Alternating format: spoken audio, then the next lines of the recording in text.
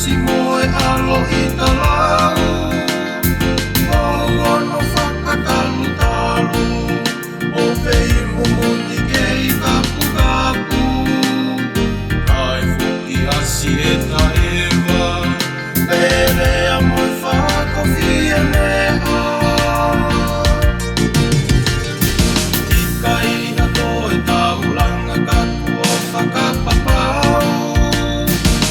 Isone kaku o kaanga moe whakakau-kau.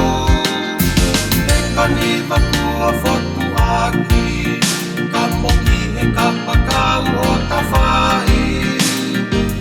Ui helu ene ki te wai, o ta alo ki he pasi hulangi. Teo tofo hifo o pakili pea momo ata aki. Atu unga whale ne mama o atu e puwakai.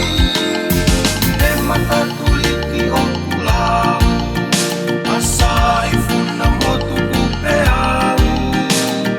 Marolo ai hau, tau lewa ki he paanga ngaru.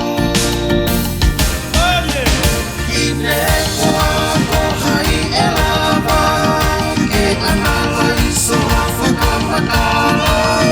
Mama halilo hotu o whaanga, o wasi tutu a matala.